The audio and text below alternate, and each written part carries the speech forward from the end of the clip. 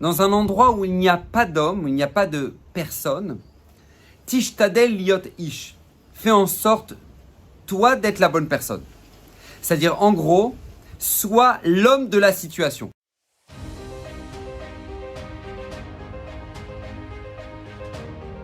Alors, Bezrat Hashem Ezra Shimshon de cette semaine est dédié pour l'élévation de l'âme de Stéphanie Mas'od Ben Avraham. Et j'aimerais aborder avec vous une notion absolument magnifique, extraordinaire et qui peut nous permettre d'aborder certains événements dans notre vie sous un autre angle. Je m'explique. Vous savez, les Ezra Shimshon a écrit un commentaire sur les Mishnayot de Pirkei Avot. D'accord, les maximes de nos pères. Et là-bas, sur la 6e Mishnah du 2e chapitre, Hillel nous ramène un enseignement. En une phrase, il nous responsabilise, on va dire ça comme ça. Hillel nous dit, Bemakom she'en anashim, dans un endroit où il n'y a pas d'homme, où il n'y a pas de personne, tishtadel liot ish, fais en sorte, toi, d'être la bonne personne. C'est-à-dire, en gros, sois l'homme de la situation. Voilà, c'est ce que Hillel nous enseigne. En une ligne, sois dans ta vie l'homme ou la femme de la situation. C'est ce qu'on attend de toi.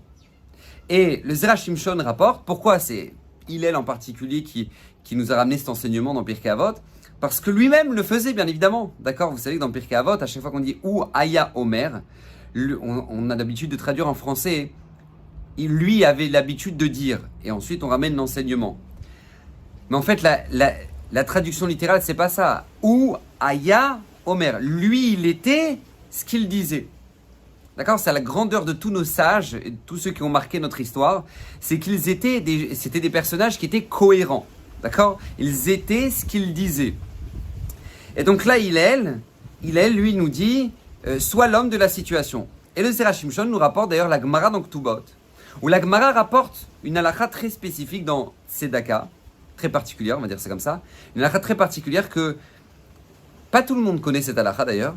C'est que dans le domaine de la tzedaka, on doit aider la personne au niveau de son statut social. Alors je m'explique. Si par exemple une personne, d'accord, avant qu'elle perde tous ses moyens et qu'elle soit devenue très pauvre, était une personne qui avait un standing qui était vraiment élevé, eh ben, on doit faire en sorte, nous, et c'est comme ça que nous ramène la halakha, on doit faire en sorte de soutenir cette personne-là en lui ramenant, comme nous pouvons, ce standing de vie. D'accord? Et la Gemara nous en donne la preuve. La Gemara nous ramène, par exemple, que dans Ktuvot, il y avait une personne extrêmement noble qui a perdu tous ses moyens, qui a fait faillite complètement. Et ils sont partis voir Hillel pour lui demander, Vodarav, qu'est-ce qu'on doit faire? Comment on doit soutenir cette personne-là? Comment on peut l'aider?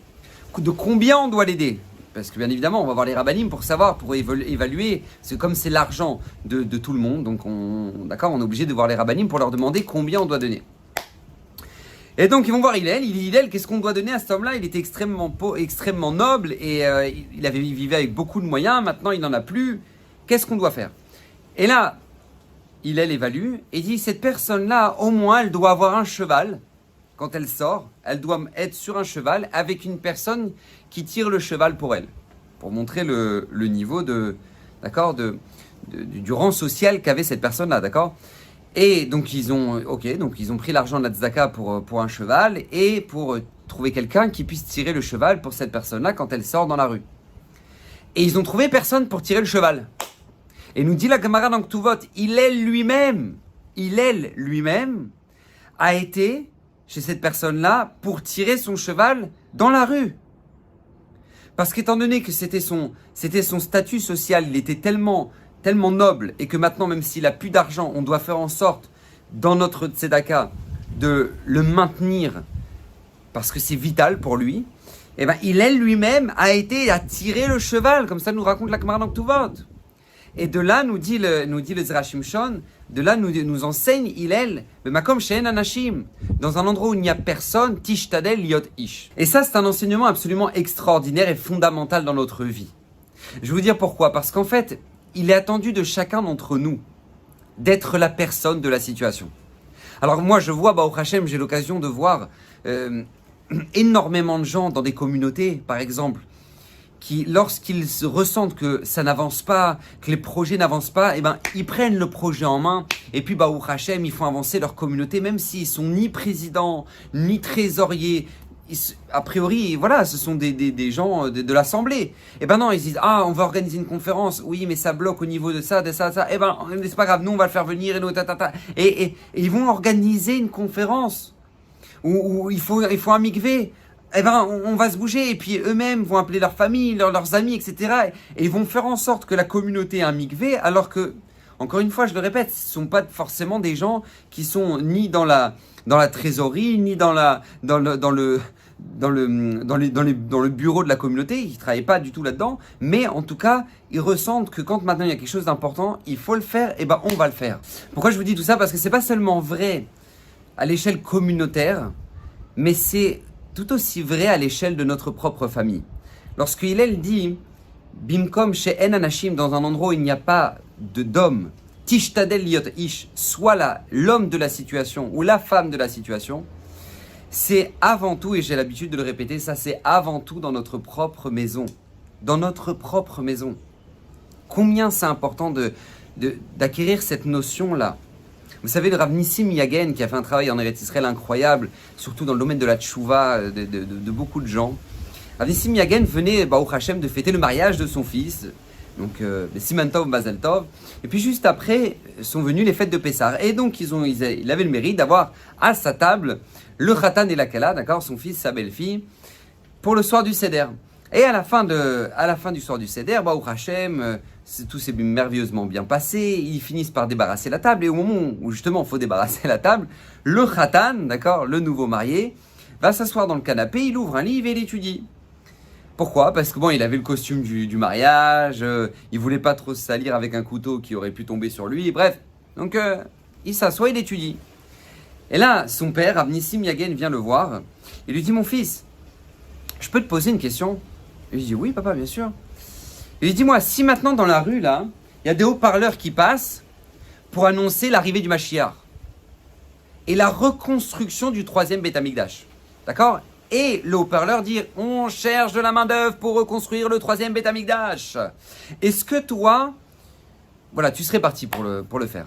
Pour reconstruire le 3e Beth Amikdash. Alors son fils dit, bah, bien sûr papa, bien sûr, ils ont besoin de la main d'œuvre. 2000 ans qu'on attend le Beth Amikdash, bien sûr papa, bien sûr je l'aurais fait. Et ok. Maintenant, imagine-toi, on a fini la construction du Beth Amikdash, d'accord, tout est bien, mais il manque une seule chose. La seule chose qui manque, c'est un coup de polish là, sur une des pierres du Beth Amikdash. Est-ce que tu aurais pris ta veste pour donner un coup de polish? Alors son fils dit au Rav Nissim Yagen, bien sûr papa, bien sûr, j'aurais pris ma veste, j'aurais su, bien sûr. Alors le Rav Nissim Yagen lui dit une chose, il dit, sache une chose mon garçon, c'est que, tu vois, si toi tu n'es pas là-bas pour reconstruire le Beth Amikdash ou pour donner un coup de polish avec ta veste, t'inquiète pas, il y aura quelqu'un d'autre qui le fera à ta place. Mais par contre, sache une chose, dans ta vie, il y a des mitzvot que si ce n'est pas toi qui le fais, personne ne pourra le faire à ta place. Il dit, de quoi tu parles, papa? Il dit, je parle du fait d'aider à la maison. Quand tu aides à débarrasser à la maison, tu fais une mitzvah tassé d'oraïta, une mitzvah de la Torah, ve'ahavta l'iracha kamocha, tu aimeras ton prochain comme toi-même. Et cette aide que tu apportes à la maison, personne d'autre ne pourra le faire à ta place. Personne d'autre, parce que c'est toi qui es maintenant le mari, c'est toi qui es maintenant le papa. Et on attend ça de toi. Le 3e Beth Amikdash, si maintenant il n'y a personne pour donner un coup de polish si toi tu n'es pas là, il y aura quelqu'un qui donnera un coup de polish avec sa veste. T'inquiète pas, j'ai pas de doute là-dessus. Mais par contre que toi tu aides dans ta maison, ça, personne d'autre ne peut le faire à ta place.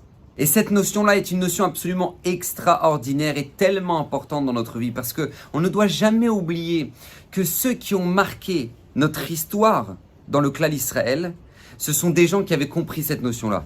Que Bemakom chez En Ish, dans un endroit où il n'y a pas d'homme, soit l'homme de la situation. Narshon ben Aminadav, il était sur le bord de la mer. Et là maintenant, tout le monde, personne n'osait mettre le pied dans l'eau. Est-ce qu'elle va s'ouvrir, elle va pas s'ouvrir? Narshon ben Aminadav, il y va, il fonce. Et grâce à lui, le Ham Israël va suivre. Extraordinaire. David Améler face à Goliath. Personne n'osait s'approcher de Goliath, y compris Shaoul, le roi Shaoul. Personne n'osait s'approcher de Goliath. Et David Améler va dire, mais j'ai pas compris.